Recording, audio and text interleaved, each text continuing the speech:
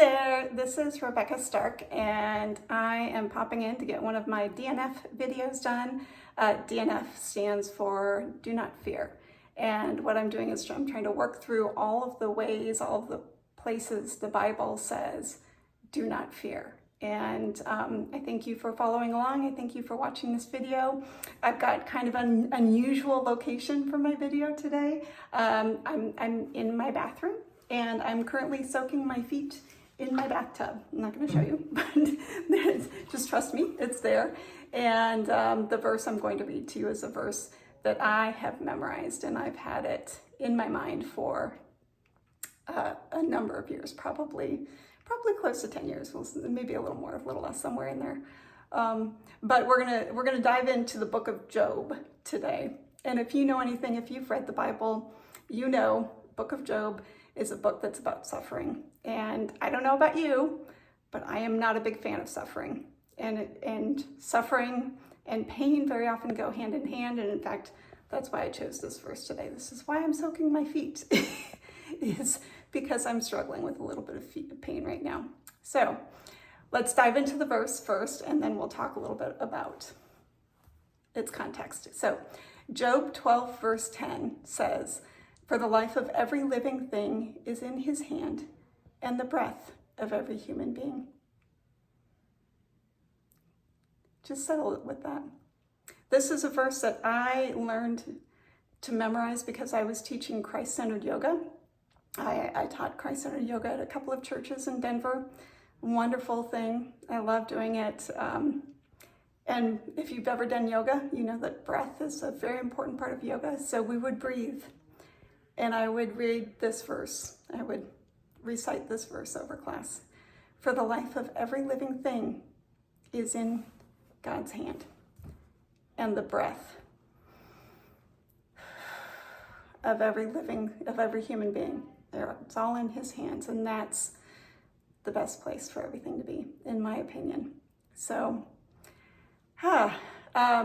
so let's talk a little bit about why I chose to talk about pain and suffering and Job today.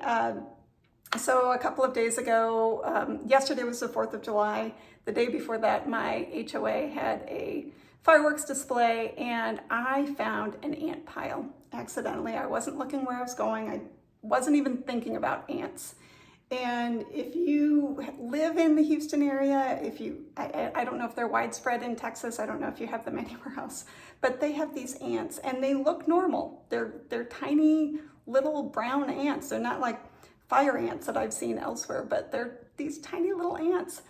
And man, their bites are harsh, and they hurt. And then as a result of the bites, then you start swelling up.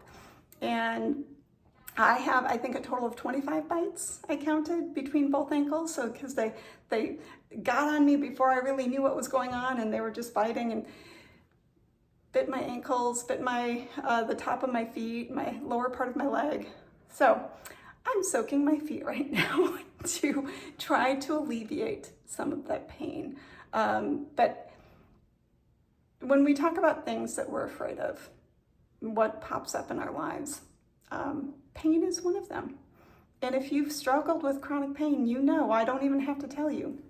If somebody in your life has struggled with chronic pain, you know, I don't have to tell you. Pain intersects with fear, and you have this fear that this pain will not go away.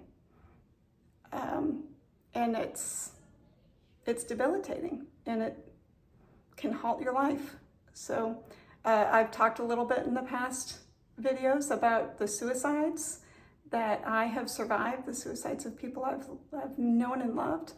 And there are 3 people who I know who I loved, who are part of my family, who committed suicide, and all 3 struggled with chronic pain.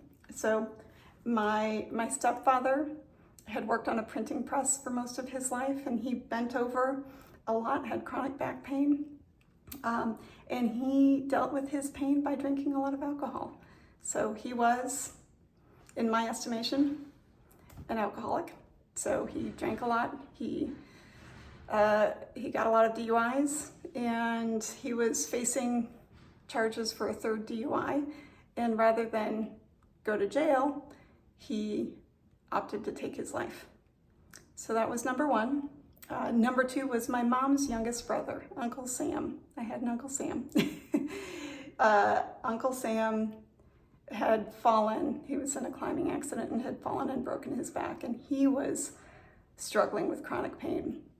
And Uncle Sam opted to end his life rather than continue to live with chronic pain. Sorry, that's Tiger. Tiger's kind of chiming in for some reason. And suicide number three was my mom. And my mom had struggled with fibromyalgia and chronic fatigue and seasonal depression, and she had a lot. My mom had a lot on her plate in her life. And I know that the pain got in the way of her ability. My mom was an attorney, and she had two choices.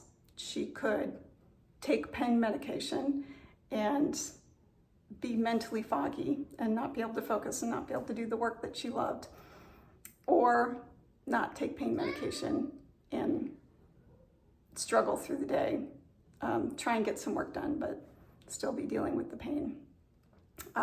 So I don't personally have the experience with the chronic pain, but I just saw my family members struggle and approach it in the different ways that they did, and ultimately choose to end their life rather than continue to be in pain.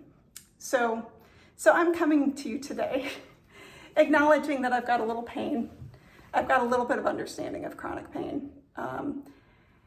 And I know that pain can evoke a lot of fear in us. So if you're struggling, if you're suffering, if you're facing some big challenges, and I understand and acknowledge, and apparently Tiger does too. Hi, Tiger.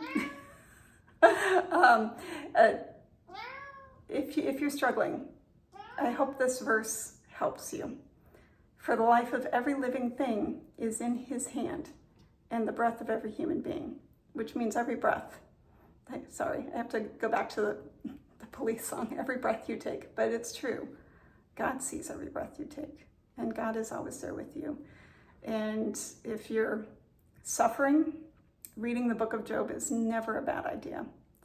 Job most certainly suffered a lot in his life, and his life turned back around. So whatever it is you're working through and you're sitting with, I do pray that you find some comfort with this verse and that you find some comfort in God.